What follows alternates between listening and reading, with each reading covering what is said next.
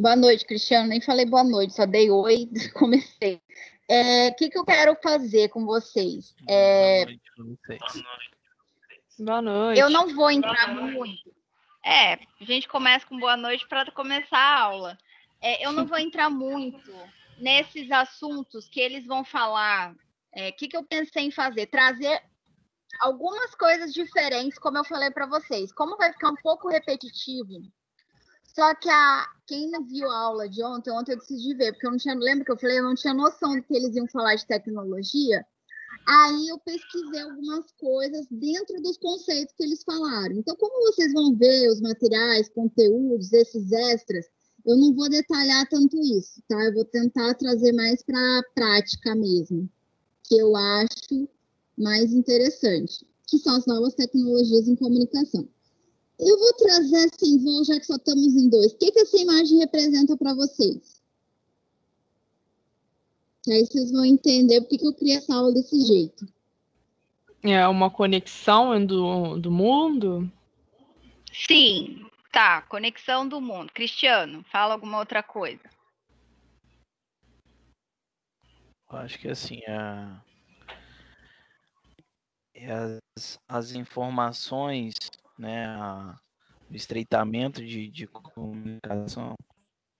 Tá, vamos. Isso aí. Os dois não estão errados. O que eu quero dizer? Existe uma coisa que, para a gente maximizar ainda mais o que a gente aprende, não é simplesmente só ficar nos escritos e nos slides, tá?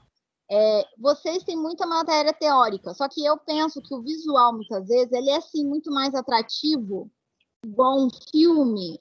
É difícil de esquecer. Por isso que eu falei, hoje eu vou brincar de maneira diferente com vocês. Isso aqui é uma imagem, se você digitar no Google e falar sobre globalização e tecnologia, vem essa imagem aqui. Eu escolhi entre tantas, tá, gente?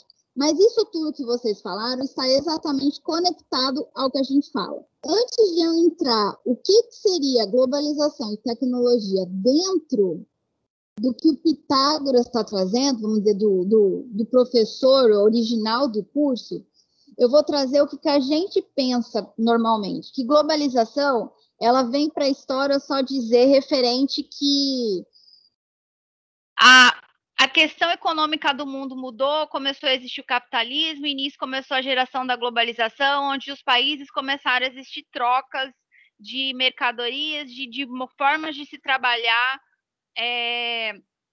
isso de cada vez mais, né? Então, existiu muito na década de 60, 70, o presidente do Brasil, quem lembra da história, falou assim, ele abriu fronteiras para os países lá fora, abrirem suas empresas aqui. Isso aí são os primeiros atos de globalização. Eu só estou trazendo isso para vocês entenderem. Só que a tecnologia é isso aí que vocês falaram, essa conexão, essa troca de informação, essa troca de comunicação de uma maneira...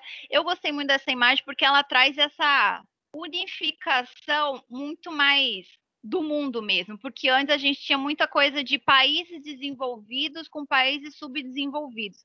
A globalização, ela tinha uma certa limitação. Só que com a tecnologia hoje, a gente pode botar isso estaca zero. Então, lá os países emergentes da África, eles têm acesso à internet. Claro que se a gente for falar de povos, aí já é uma outra situação, tá? Mas o que a globalização é? Com o advento da tecnologia, a mudança de comportamento do consumidor, muito se fala na transformação digital das empresas e no mundo. Isso é o que vocês estão cansados de ouvir no marketing. Que o comportamento do consumidor mudou, por isso veio a nova tecnologia. O comportamento do consumidor mudou, por isso veio o marketing 4.0. O que eu quis fazer aqui? Eu fiz desmaterializar um pouco essa teoria. Tá? Vamos desmaterializar assim, desmembrar um pouco esse conceito e trazer um pouco mais o que eu senti um pouco de falta para vocês entenderem por que quando vocês forem estudar, eu acho que vocês não devem ter visto a aula ontem, não sei. Vocês dois viram a aula ontem? Algum dos dois? Eu não cheguei a ver, não. Mas eu vi. Eu só tô falando porque ele vai falar de algumas coisas que eu já só tô... Então, até foi bom eu dar essa aula.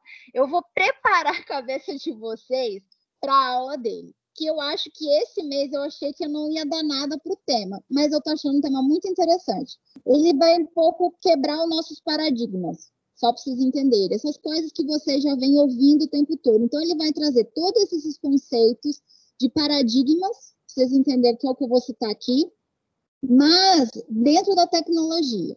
Aí vocês vão entender por que veio esse tema de novas tecnologias em comunicação, que é o que eu sempre falo, que eu sou apaixonada em comunicação, mas aí eu vou explicar no decorrer da minha voz. Então, tem alguns vídeos hoje, porque eu queria o som por isso, que é muito importante, senão não vai prestar atenção. Vamos continuar. O que a gente pensa em tecnologia? É o que os donos pensam, é que o que a maioria vai pensar, que a gente tem que falar da tecnologia no sentido da representar uma revolução na empresa na área de TI. Se a gente falar com qualquer empreendedor hoje de uma grande empresa de médio porte, ou que o cara, vamos botar aí, de 45 anos para cima, vamos botar aí um cinquentão, vai falar isso. Porque a tecnologia já está influenciando todos os setores, eu preciso modernizar a minha empresa. Ok. Só que a gente fala de globalização e tecnologia, a gente tem que falar de transformação digital. E isso é o que eu sempre reforço. Transformação, ela é algo que a gente tem que educar. O que eu falo?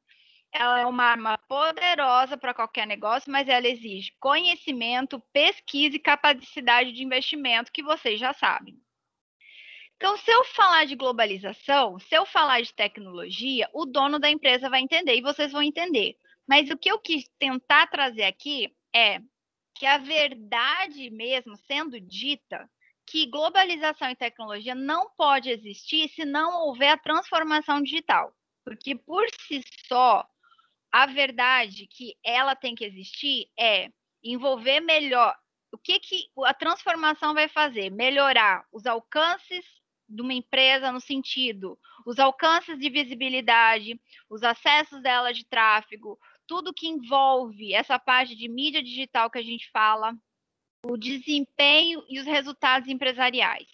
Ou seja, ela tem que se estruturar. Se ela vai montar um CRM, se ela não vai montar um CRM, de que forma ela vai se transformar internamente e digitalmente. Digitalmente não é só a gente pensar em fazer um site, ou fazer um blog, ou fazer. A gente tem que tentar trazer o conceito de como que vai ser compreendida essa tecnologia para o meu cliente. O que gera um compromisso, por vezes, difícil de entender. Não que fazer o básico que eu falo, fazer um Instagram, fazer um site está errado, tá, gente? Só que lá na aula ele vai trazer muito mais detalhes sobre essa globalização e tecnologia, mas eu não vou entrar. Eu vou entrar só num dos tópicos que ele citou, que ele explica muito de startup.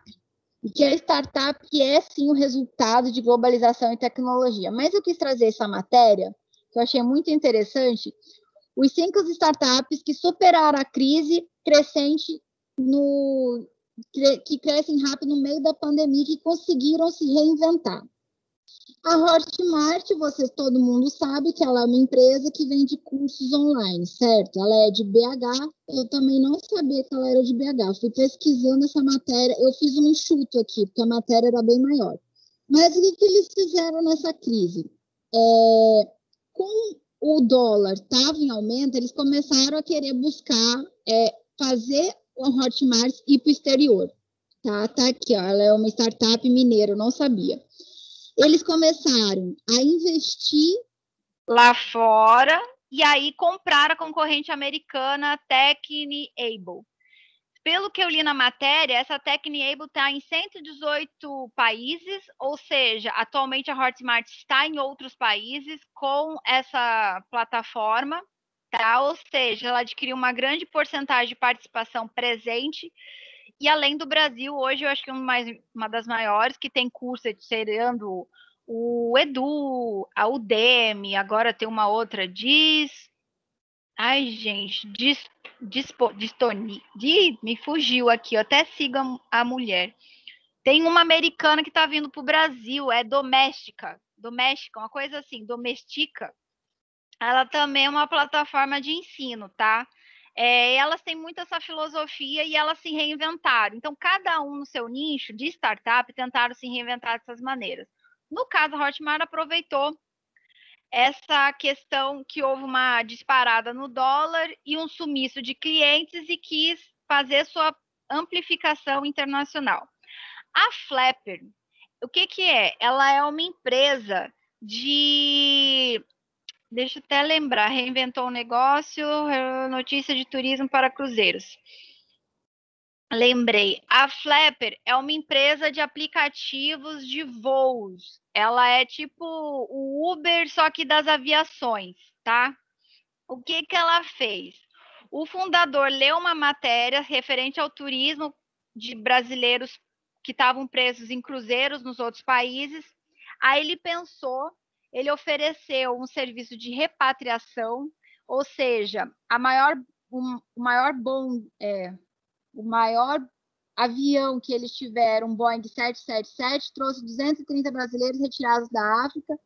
Ela teve um faturamento de 20 milhões de reais em 2020, mais do que em 2014, só no período da pandemia. Então, o dono percebeu que, em março, ele estava tendo uma queda de cancelamento de voos, porque ele é muito de jatinho particulares, e ele percebeu que o Brasil estava precisando dessa negociação, ele entrou em contato com todas as nações, não é Nações Unidas, gente, eu esqueci, todas as, não é governo, gente, me fugiu. Quando tem um governo em cada país, gente, o Brasil, a sede é o que mesmo? Na diplomacia? Não, é o diplomata? Ih, gente, me fugiu. Tá, vocês entenderam. Então, todas as sedes do Brasil fora, eles ligou para cada país que tinha sede do Brasil e fez para ter uma noção de quantos passageiros tinha e negociou tudo isso. Então, na África, o que ele fez? Eu só trouxe uma parte da matéria. Ele colocou a África do Sul como um ponto central de pegar todos esses brasileiros para ele negociar um avião. E outras tarifas que ele renegociou de jatos regionais para trazer. Então, assim, foi tudo uma estratégia onde ele conseguiu faturar isso. Muito interessante. Ela tá abafando o som. Tá abafando o som? Ou é só Agora, comigo? Cristiano, tá acontecendo com você? Tá sim. Não, parece ser o... Parece que botou, sei lá, botou plug. alguma coisa dentro do microfone, alguma coisa. Não, eu acho que é o plug ou o cabinho.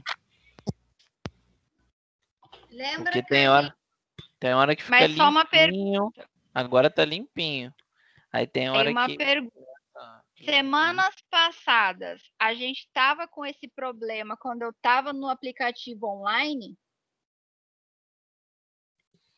Não, eu acho que sempre teve, né? De vez em quando dá umas falhadinhas Nuances. assim no Não, áudio. vocês me avisam que aí eu tento falar devagar para vocês captarem o delay ou eu Mas parece mau contato, sabe? Não, eu entendo, mas às vezes pode ser a internet mesmo. Eu vou tentar ir devagar para vocês entenderem o que eu estou falando. Até bom, porque eu começo a falar igual um robô. Tudo bem. Não. Aqui.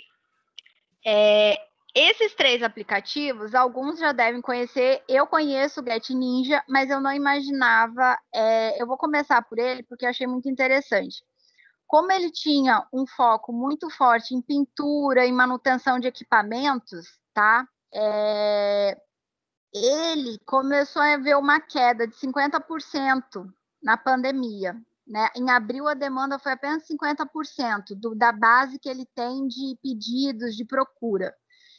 Aí, o que ele fez? Ele investiu para fisioterapeutas, professores, instrutores. Hoje, ele tem 40% dos serviços tipo online, ou seja, ele teve um aumento. Em janeiro, eram 5%. Então, ele recuperou o negócio original.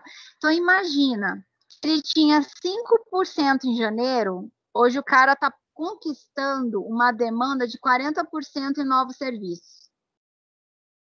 Aí, claro, ele teve que reeducar os profissionais e investiu, né, no WhatsApp. Então, ele diversificou o seu nicho, tá? A Ouse é uma startup de aplicativos. É como se fosse um hostel, tá? Para quem não sabe, hostel é um aplicativo de abrigo de viagens que você se hospeda de maneira rápida e divide seu quarto com outras pessoas. Então, você não paga um quarto de hotel só para você, você paga um quarto de hotel com 6 pessoas, 4 pessoas, depende de cada hostel, tá? Só para vocês entenderem. Eles tiveram uma queda de 20% no cancelamento. Aí, o que eles passaram a longo prazo? Os imóveis receberam melhorias, como rede de internet para atrair famílias e buscar estadias mais longas, que é o que eu vi recentemente Isso, na verdade, é uma casa em São Paulo. Esse cara investiu desse jeito, ou seja, ele fez que os hostels fossem não só quartos de dormir, que fossem flats. A gente usa flats como se fossem aluguéis de mini apartamentos. Ele utilizou essa ideia, ou seja, você pode morar no período do hostel 3 meses, 4 meses, né? Alguma coisa assim, o faturamento dele cresceu em 60%. E essa empresa, ela conseguiu comprar outros hostels em São Paulo. Ou seja, um negócio que ele achou que ele ia fechar as portas, ele conseguiu comprar o concorrente, já no período da pandemia. Não sei se é essa aqui, eu estou falando essa que comprou a pandemia, foi que eu vi no Pequenas Empresas e Grandes Negócios, mas é muito parecido com isso aqui. Ele comprou o próprio concorrente. Mas a filosofia é essa daqui também, hospedagem a longo prazo. Não é mais hospedagem por noite. Então, ele fez um contrato para as pessoas a longo prazo.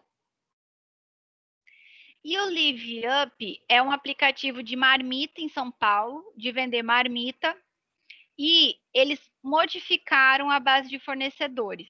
Tá falhando o áudio? Eu falo. Só um pouquinho, mas tá dando para escutar bem. Eu tô tentando não mexer minha mão. Tô segurando o fonezinho. Tá, gente. Eu vou conectar e desconectar. O que eles fizeram? Isso aqui eu vou resumir. Eles pegaram a base de fornecedores que antes era de empresas de um nicho, digamos assim, grandes produtores agrícolas, e eles focaram em pequenos produtores, tá? Com isso, a empresa não revela o faturamento, mas o apetite dos investidores dá uma pista crescente. Fundada em 2016, a Live recebeu 900 milhões de reais em 2019, ou seja, acredita-se que em 2020 eles já superaram tudo isso, todo esse investimento dessa startup focada em vendas de marmitas. Então, por que eu quis trazer? Vamos se basear aqui de novo. Eu trouxe as startups porque é o que a gente está vendo na pandemia. As pessoas estão se reinventando. Então, se a gente for parar para pensar, a teoria, novas tecnologias na era transformam a comunicação, sim. Só que, às vezes, a gente tem que tentar entender como que a gente consegue impactar essa tecnologia, tá? Essa imagem, o que ela representa para vocês? Globalização eu já sei, mas tem uma coisinha a mais que ela representa. Se alguém quiser falar. O que essa imagem representa? Troca de informação? Tá, você já traduziu uma. Mas eu quero saber o que o mundo também representa. De todas as palavras, ninguém falou ela.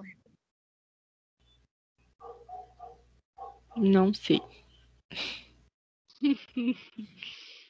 Quando a gente fala em comunicação, ela, na minha opinião, ela é a principal.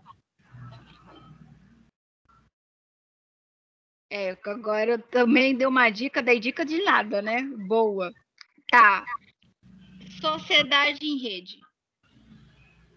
Por que eu botei essa imagem? Tudo bem, rede, que vocês sabem que está conectado, só que tem tudo que a gente falou de globalização, a gente fala de sociedade. Então, quando a gente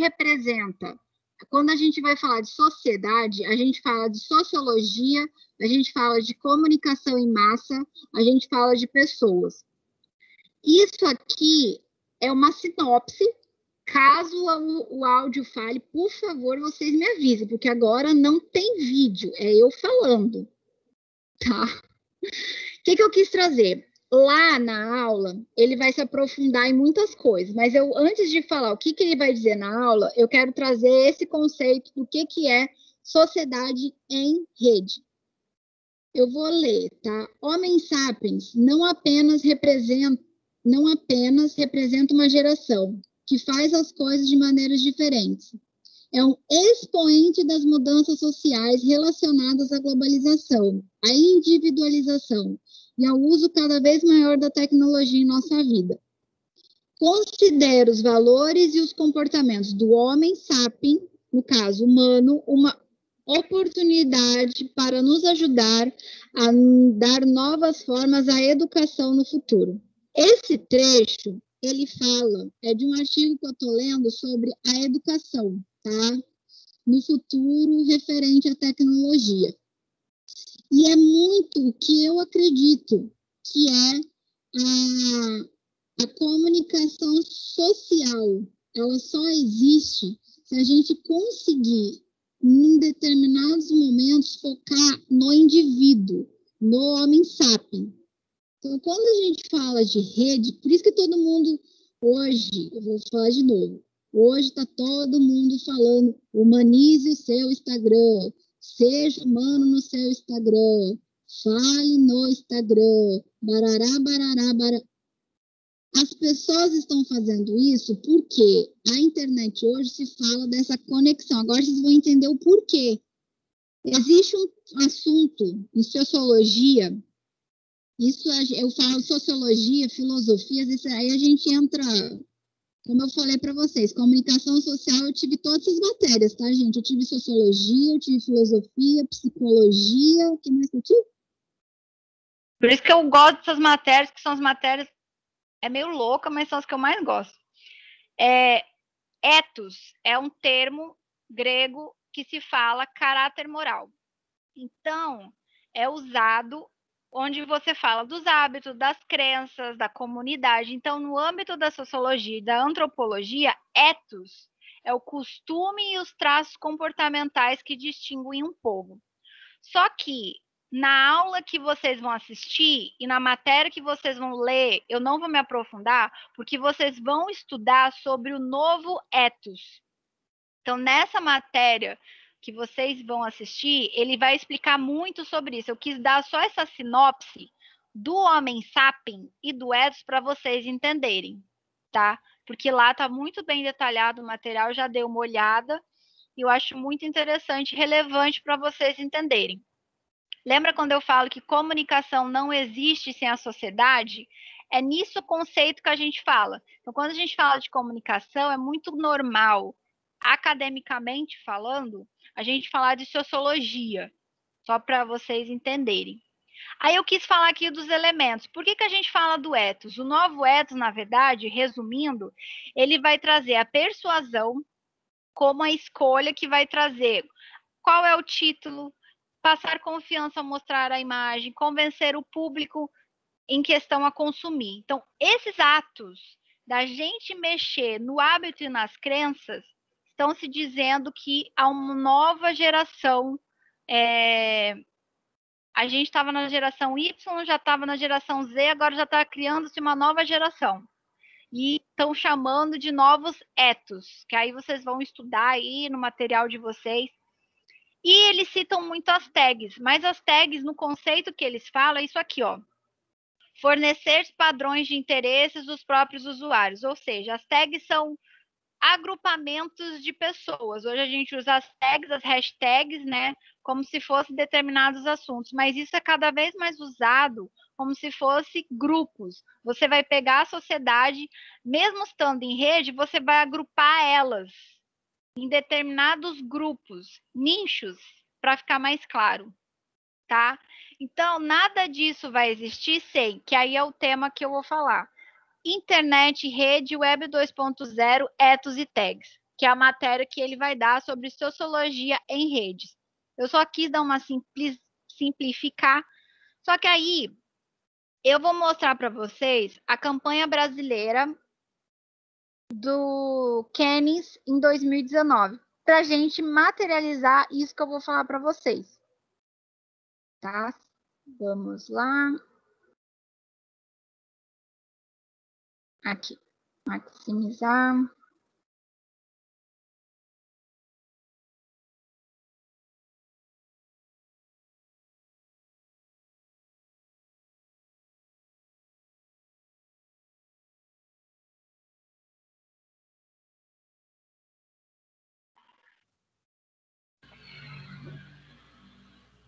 Não tá saindo som, não. Ô, gente do céu, não tá saindo? Não. Antes a gente testou, saiu, não saiu? Saiu, mas você compartilhou o áudio também? Gente, eu fiz tudo igual. Eu tô descobrindo que eles falaram que o aplicativo no computador, ele dá, pelo menos nas aulas passadas, vocês pararam de reclamar tanto do meu microfone, principalmente dessas paradas. Eu acho que no computador o Teams está muito ruim, só que eu quero descobrir por que eu não consigo incluir o som. Aquela hora você tinha tentado, conseguiu. Não, botei de novo. Vocês estão ouvindo? Agora sim. O Accessibility Match é o protótipo do tapete do EcoSport redesenhado para servir como uma ferramenta de acesso. A gente não está inventando uma peça nova. Na verdade, nós estamos dando mais uma função para uma peça que já existe lá dentro. Quando a Ford me oferece um tapete que eu posso atravessar a rua, colocar ele numa via que não tem uma rampa de acesso e subir, a sociedade que está vendo isso, ela está tendo outra mensagem da leitura da pessoa com deficiência.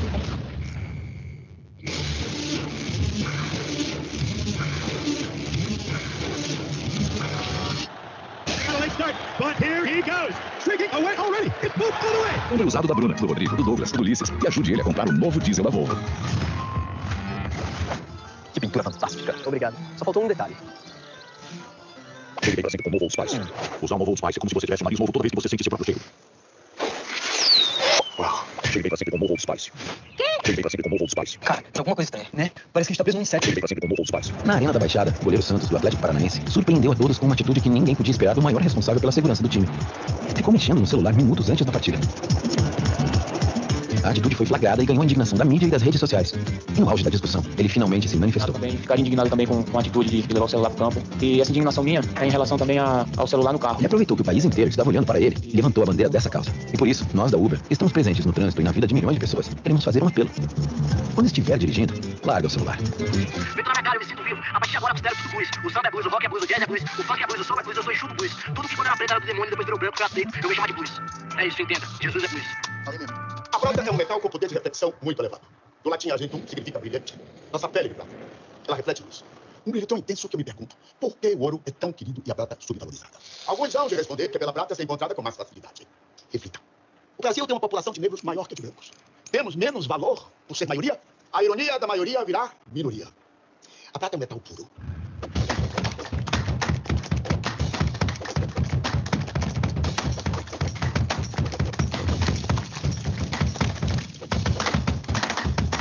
What? The governor hates graffiti. He erased hundreds of them. I know, bro. That's why we have the ones that survive. This is the Air Max Graffiti Store. In partnership with Instagraffiti, Brazil's biggest street art collective, we invited artists to update their own existing characters with the new Air Max models. Every week, a new drop in different regions of the city. The only way to get the sneakers on a limited pre-sale was to visit the walls, access Nike.com, and unlock the purchase through geolocation.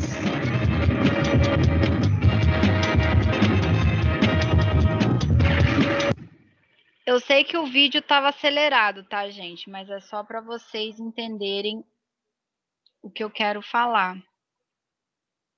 Eu quis botar essa imagem. Por que eu botei os Cannes? Cannes é um dos maiores, é o maior prêmio de publicidade do mundo, tá? Ele acontece na Europa, sempre tem muitas campanhas brasileiras. Para quem não sabe, os brasileiros são um dos maiores ganhadores desse prêmio, claro, não vou dizer que é a gente, porque o brasileiro é muito criativo e diversifica a sua comunicação. Isso eu estou falando quando eu me formei. E era muito interessante sempre ver os comerciais. Eu tentei mostrar exatamente para vocês entenderem que é uma coisa que eu vejo muito. Os comerciais que vocês viram, eles são muitas vezes produzidos, se vocês perceberem, para os nichos de Rio e São Paulo, ou de capitais. Algumas campanhas, talvez, se elas fossem maximizadas, eu nunca vi nenhuma das que foram ganhadas ano passado aqui em Cachoeiro. O Burger King talvez poderia fazer. Mas é isso que vocês têm que entender. Muitas vezes as empresas, elas perdem, não estou querendo dizer perder, vai. Elas vou usar perder. Elas perdem a possibilidade de transformar, porque elas não conseguem sair do mesmo método que é o que eu falo, de desenvolver as coisas. A gente tem que tentar pensar fora da caixa, a criatividade. Porque fazer uma logo, fazer um discurso, uma persuasão, um envolvimento, Patos é um estudo que envolve junto com a sociologia, fazer argumentos, fazer publicidade, fazer tudo isso a gente faz na publicidade. Mas às vezes é bom a gente tentar ser chocados, a gente chocar ela um pouco, sabe? Pelo menos eu penso assim. Em um determinado momento, a gente tem que tentar modificar.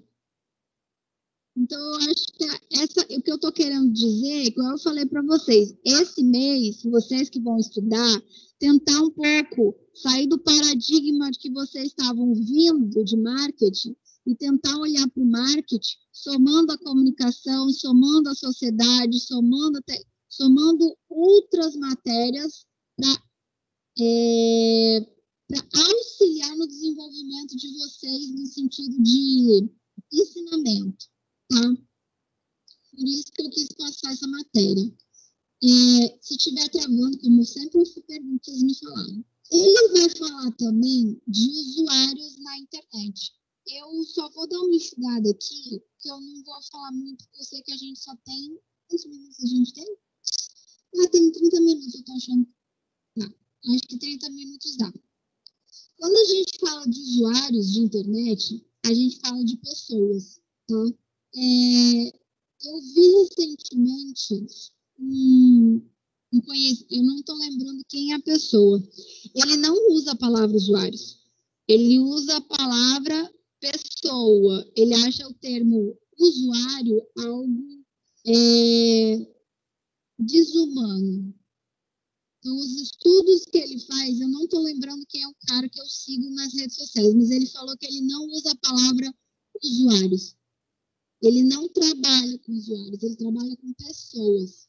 Parece bobo a gente dizer isso, mas a revolução, né, do conceito do mundo, da interação do indivíduo, ela evidenciando uma qualidade significativa das novas relações estabelecidas, assim como a educação. Porque após a pandemia, eu acho que o ensino ano que vem no Brasil não vai ser mais igual. Existe nos Estados Unidos, eu só vou citar aqui porque isso é recente, existe nos Estados Unidos a educação domiciliar. Então, a mãe tem o direito de querer educar o filho em casa e o governo, em determinados... Isso é para o Estado, tá? Em alguns estados, eles dão total cobertura educacional para as mães que querem elas próprias fazer a educação dos seus filhos em casa. Existe. Como existem, né, pessoas que pagam tutores para ensinar os seus filhos em casa. Vamos dar um exemplo, os filhos da Gisele Bündchen, não sei, tudo um exemplo. A tendência após a pandemia é sim que exista escolas que criem disciplinas no ensino domiciliar.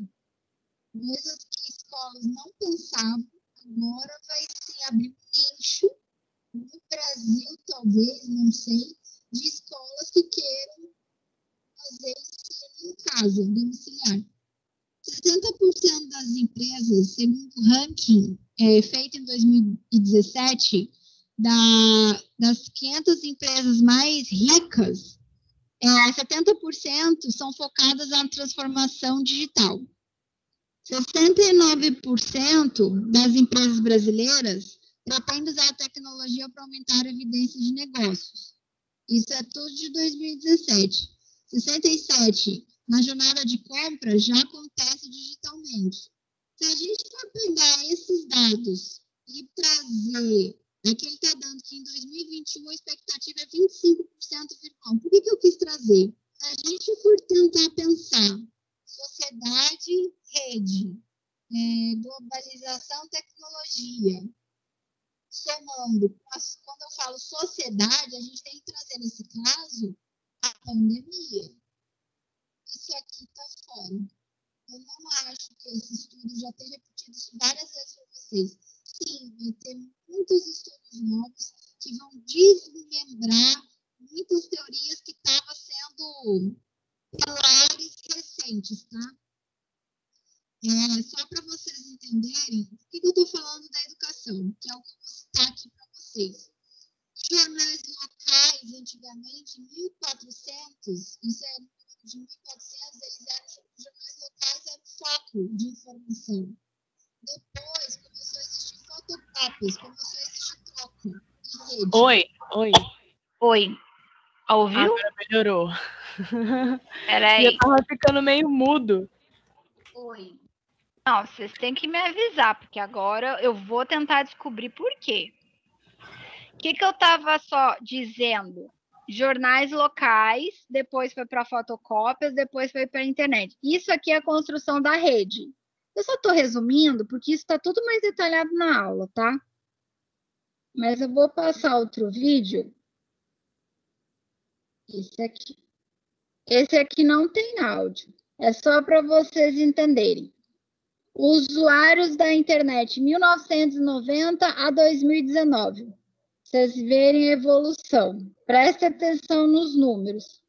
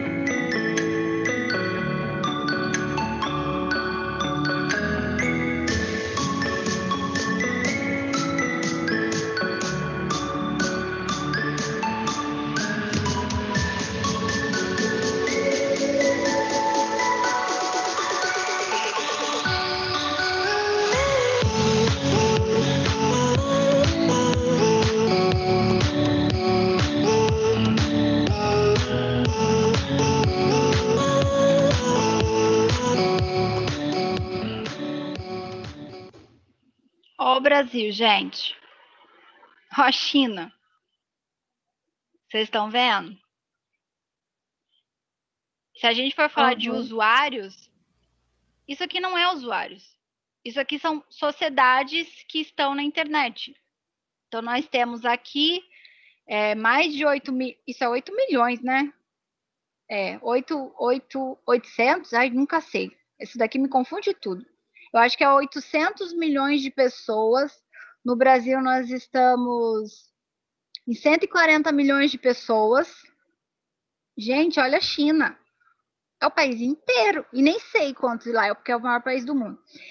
Eu quis trazer, como eu falei, esse vídeo, porque ele vem desfragmentar aquilo que eu falei.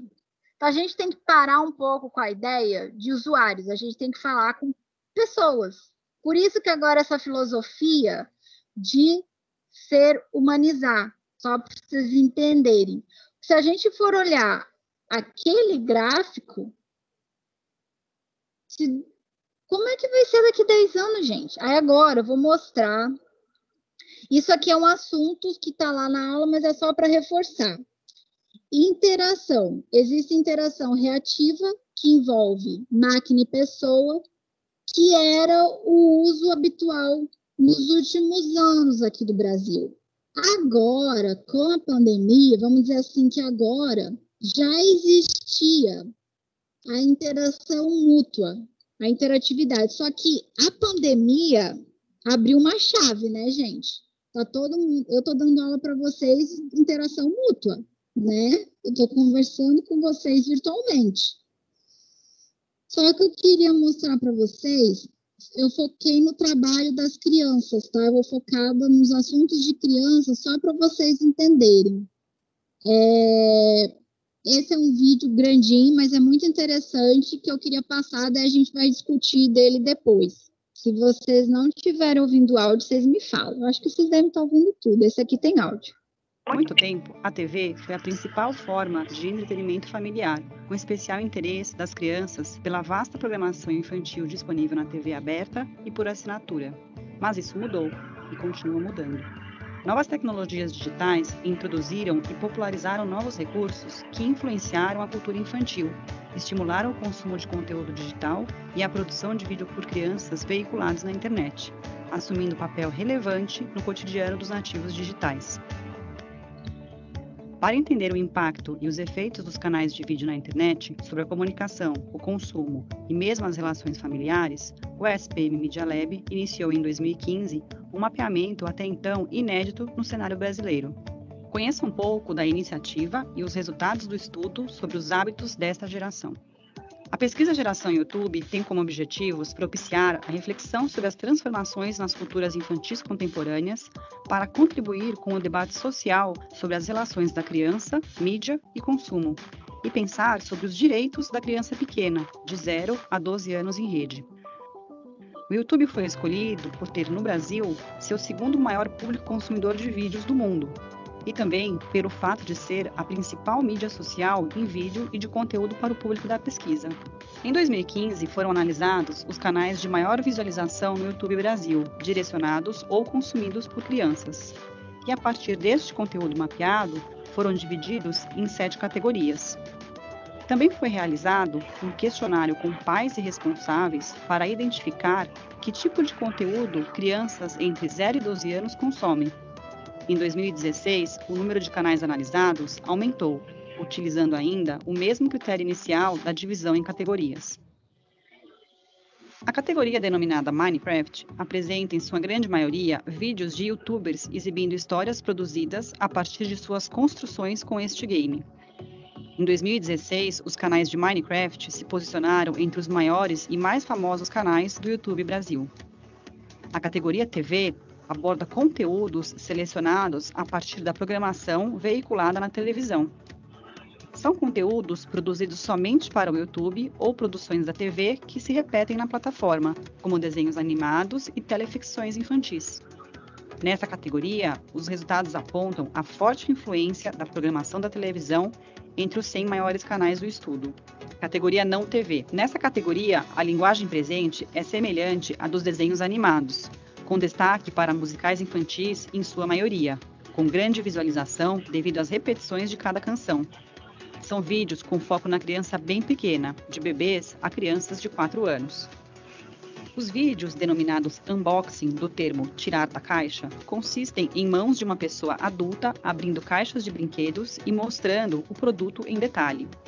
Também estão presentes nesta categoria brincadeiras e episódios de novelas construídos com brinquedos de verdade, também manipulados e narrados por adultos, que imitam uma voz infantil e simulam atividades com jogos, massinhas, super-heróis e bonecas. Youtubers mirins são crianças comuns, cercadas pela família, com pais, irmãos e primos que também participam dos vídeos. Entre as principais atividades estão as brincadeiras, desafios, novelinhas, penteados, maquiagens e reviews de produtos com linguagem semelhante à categoria unboxing, mas desta vez com as próprias crianças apresentando os produtos. A presença de youtubers mirins na rede, que viraram celebridades, se por um lado tem inspirado muitas crianças a criarem seus próprios canais, ressignificando as brincadeiras de fazer vídeos, de culinária, passeios, brincadeiras, por outro, ampliam o importante diálogo sobre a publicidade infantil. Há vasto conteúdo das categorias Teen e Educativo, Para este estudo, foram selecionados canais de jovens youtubers com relevância entre os 100 mais do Brasil, e alguns perfis que foram identificados a partir dos questionários respondidos pelos pais, e que também já são consumidos por crianças entre 10 e 12 anos. A categoria de vídeo educativo, mas com apelo de entretenimento, apresenta em destaque o canal de ciências e experimentos Manual do Mundo. Os youtubers teen possuem uma relação constante com o público, apresentam engajamento e mobilização, mas principalmente influenciam as crianças pequenas a entrarem no universo do vídeo. Os resultados obtidos pela pesquisa Geração YouTube apresentam mais que um incremento expressivo de audiência. Eles revelam o impacto gerado pelos hábitos de consumo de crianças brasileiras nas redes sociais. Com a forte presença de crianças pequenas em rede, os números no estudo apontam um crescimento elevado no consumo de vídeos, mas é o tipo de conteúdo analisado que evidencia a influência sobre os hábitos e preferências infantis. Ao mesmo tempo em que características como originalidade, bom humor, autenticidade se tornaram determinantes na linguagem e na maneira de produzir entretenimento para esta geração, os conteúdos produzidos também constituem desafios para pais, educadores, publicitários e órgãos de fiscalização em um universo digital que não é mais exclusivo dos adultos. Para conhecer a íntegra da pesquisa, visite a página do SPM Media Lab. Tá, por que eu trouxe essa matéria? Aí, eu vou trazer esse outro... Atenção para essa história de muita hipocrisia. Esse aqui não tem... Desculpa. Esse aqui não tem áudio, é só leitura. Aí eu quero que vocês leiam para a gente discutir rapidinho, tá?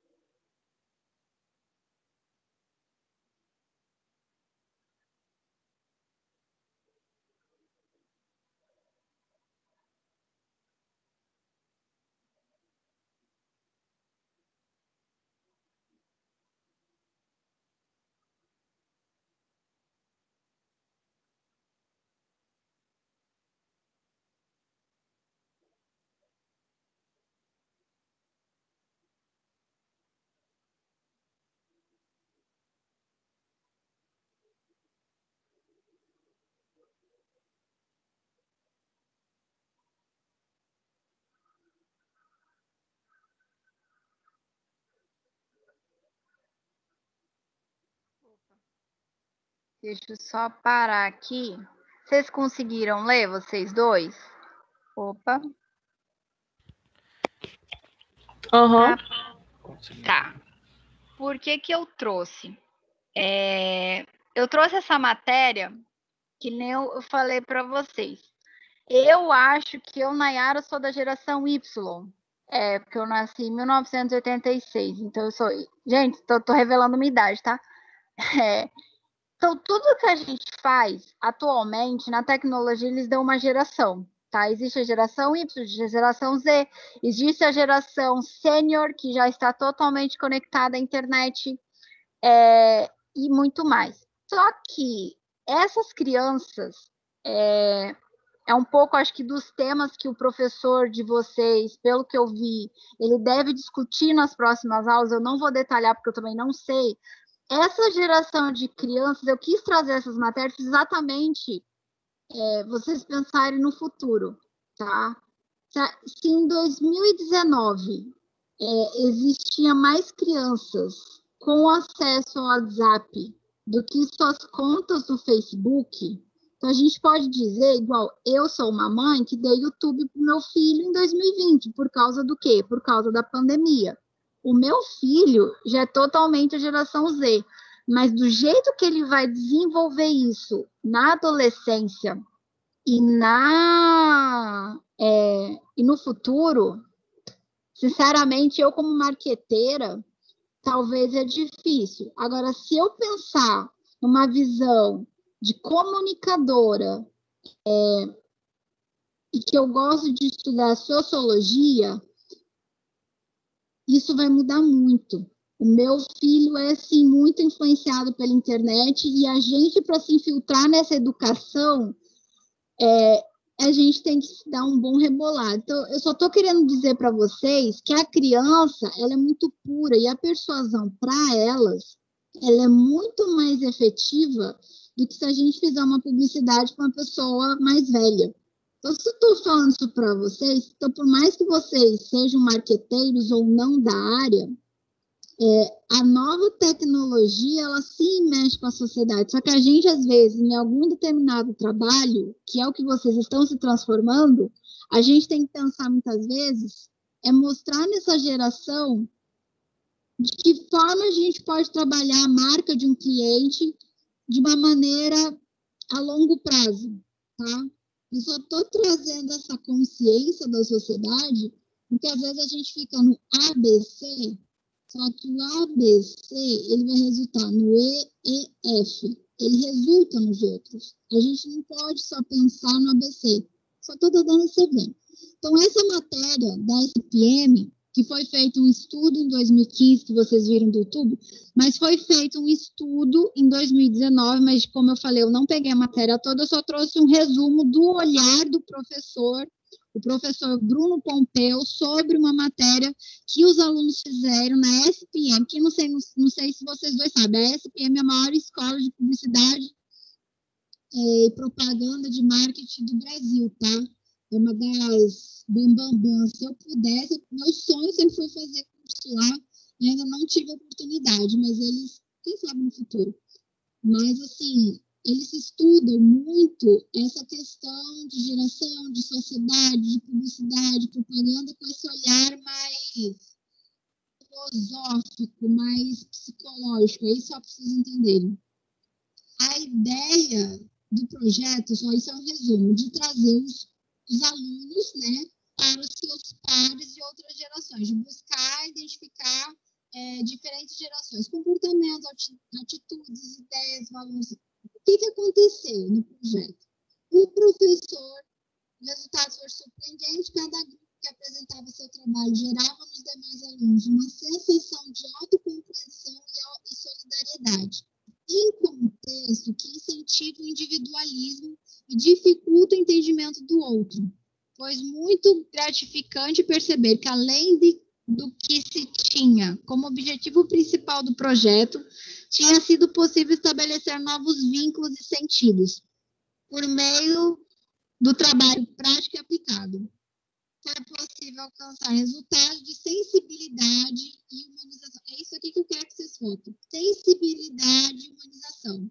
Fica o aprendizado de que, mesmo em trabalhos mais concretos, com fins mercadológicos, deve-se buscar sempre a dimensão humana que faz a diferença, marca e transforma. Esse final aqui é o que eu quero chamar a atenção. Então, se a gente for pensar no que essa matéria desse mês, eu acredito que eles vão tentar trazer, já que vocês estudam marketing digital, é de vocês terem conhecido todos os fins mercadológicos. Eu acho que agora vocês têm que trazer essa consciência da dimensão humana.